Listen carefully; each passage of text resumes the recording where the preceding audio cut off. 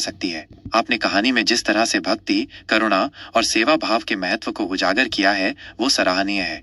बाबा नीम करौली, भक्ति और करुणा की मिसाल।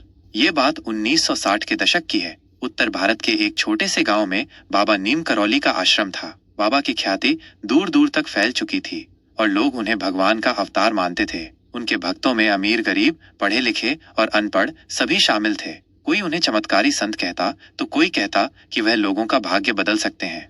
गरीब ब्राह्मण की परीक्षा। एक बार की बात है, एक गरीब ब्राह्मण बाबा के दर्शन करने आया। उसका नाम श्याम दास था। वो बहुत ही भक्ति भाव से भरा हुआ था, लेकिन जीवन में अत्यंत गरीबी थी। कई दिनों से वह भूखा था, लेकिन बाबा से मिलने का संकल्प लेकर वो कई मील पैदल चलकर आश्रम पहुंचा। बाबा उसे देखते ही मुस्कुराए और बोले, आ गया ब्राह्मण, भूखा होगा। श्यामदास ने हाथ जोड़कर सिर झुकाया और कुछ नहीं कहा। बाबा ने अपने सेवकों से कहा, इसको सबसे पहले खाना दो, और जो खाना इसे दिया जाए वो वही होना चाहिए जो मुझे मिलता है। श्यामदास की आंखों में आंसू आ गए। वो सोच नहीं सकता था कि एक संत जिनके चरणों में हजारों लोग सर झुकाते हैं, एक साधारण और भूखे आदमी के लिए इतना सोच सकते हैं।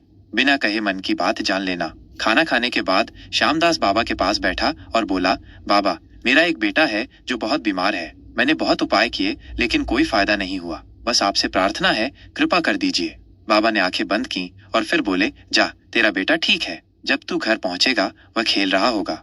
श्यामदास को यकीन नहीं हुआ, लेकिन बाबा के शब्दों में अजीब सी शक्ति थी। वो भाव विभोर होकर चला गया। जब वो घर पहुंचा तो सचमुच उसका बेटा आंगन में खेल रहा था। जो बच्चा कुछ दिन पहले बिस्तर से उठ नहीं पा रहा था, वो पूरी तरह स्वस्थ था। श्यामदास ने बाबा के चरणों में विश्वास की मूरत देखी। विनम्रता और सेवा भाव। बाबा नीम करौली हमेशा कहते थे, सेवा ही सच्ची पूजा है। वो खुद खाना बनाते, आश्रम की सफाई करते और दूसरों को भी यही सिखाते थे कि किसी का दिल मत दुखाओ। वो खुद अधिकतर मौन रहते थे, लेकिन उनकी मौन उपस्थिति ही